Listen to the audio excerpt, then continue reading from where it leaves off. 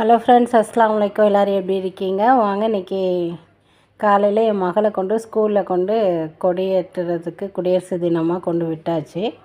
அப்புறம் வர வழியில் தான் உழவர் சந்தை.